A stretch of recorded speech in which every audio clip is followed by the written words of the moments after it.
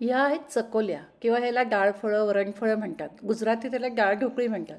आपण चकोल्या किंवा वरणफळं नेहमी करतोच, पण आज इथे मी नेहमीच्या पद्धतीने मोठ्या पातेल्यात किंवा कढईत चकोल्या करत नाही आहे, तर एका वेगळ्या पद्धतीने ह्या चकोल्या कशा करायच्या हे दाखवते.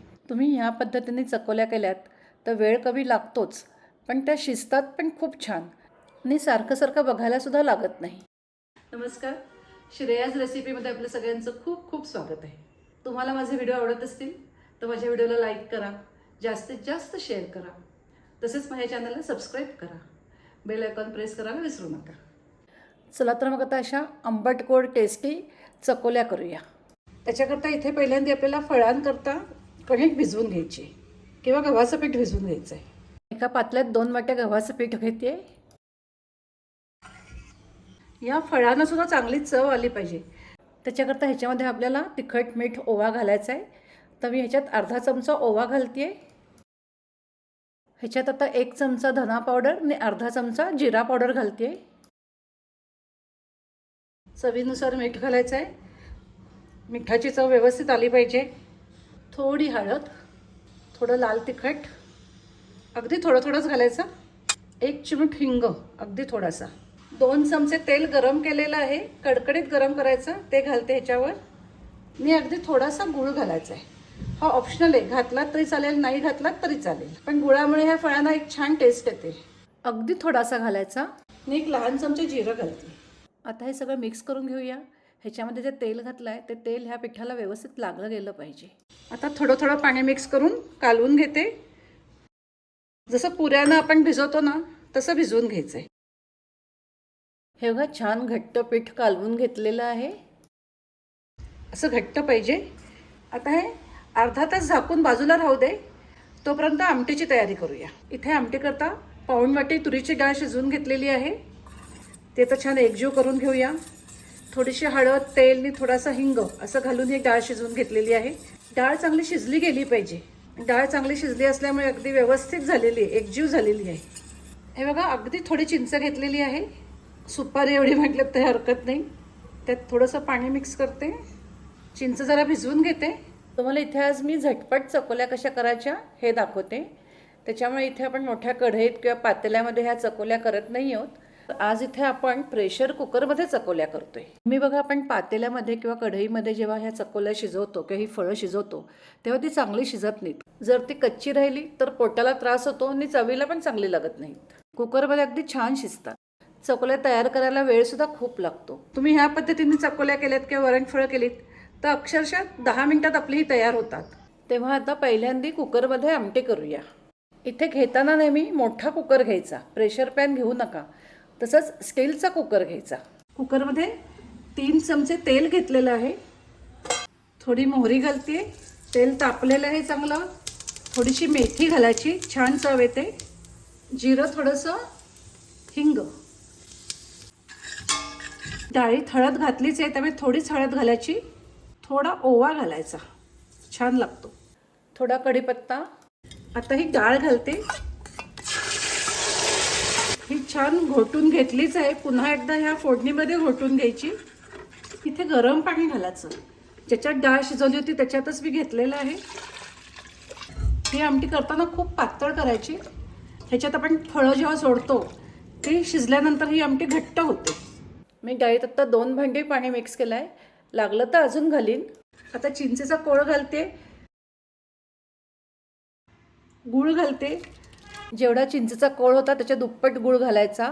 ही वरणफळं आंबट गोड छान लागतात, त्यामुळे गूळ थोडा जास्त घालायचा. की वरून घेताना सुद्धा आपण लिंबाचा रस घेतो, त्यामुळे गूळ थोडा जास्त पाहिजे. थोडी जिऱ्याची पूड, जिरं भाजून केलेली आहे. धण्याची पूड 1 चमचा. इथे आपण लसूण, हिरवी मिरची काही घालत नाही आहोत, तर लाल तिखट घालतोय, ते घालते 1 चमचा. थोडीशी कोथिंबीर घातली. आमटी उकळताना घालायची, छान स्वाद येतो. हे सगळं मी लो फ्लेमवरच करते. लो फ्लेमवरच करायचं. चवीनुसार मीठ घालायचं. वरणफळं वेगवेगळ्या प्रकारे करतात. काही कांदा घालतात, लसूण घालतात, पण तुम्ही एकदा ही अशी आंबट गोड चवीची वरणफळं करून बघा, तुम्हाला खरंच आवडतील. गोडा मसाला घालायचा, 1 चमचाच घालायचा. खूप स्पायसी नाही करायचं हे. गोडा मसाला नसेल तर अगदी 1/2 चमचा गरम मसाला घालायचा. आता हे चांगलं उकळू दे. अर्धा तास झालेला आहे. आमटी चांगली उकळती आहे. जे फळांकरता मगाशी पीठ भिजवलं होतं ते सुद्धा आता छान मुरलेलं आहे. चांगलं मळून घ्यायचं. आता लाटताना आपल्याला तेल पीठ काही लावायचं नाही आहे, त्यामुळे भिजवताना आधीच चांगलं घट्ट भिजवून घ्यायचं. आता ह्याचे एकसारखे 4 भाग करून घेते. एकसारखे 4 पेढे करून घेतलेले आहेत. आता लाटून घेऊया. लाटताना शंकरपाळे पातळच लाटायचे, शंकरपाळे किंवा फळं, त्यामुळे ती लवकर शिजतात. हे बघा, इथे लाटताना तेल पीठ काही लावलं नाही आहे. दुसरीकडे गॅसवर लो फ्लेमवर आमटी आपली उकळती आहे, तोपर्यंत ही सगळी फळं करून घेऊया. हे बघा, ही पोळी करून घेतलेली आहे, पातळ लाटून घेतलेली आहे. आपल्या नेहमीच्या पोळीपेक्षा थोडीशी जाड अशी लाटून घेतलेली आहे. तुम्हाला दिसत असेल. मी आता ह्या कातंग्यांनी ह्याचे लहान लहान शंकरपाळे करून घेते. तुम्ही सुरीने केले तरी चालतील.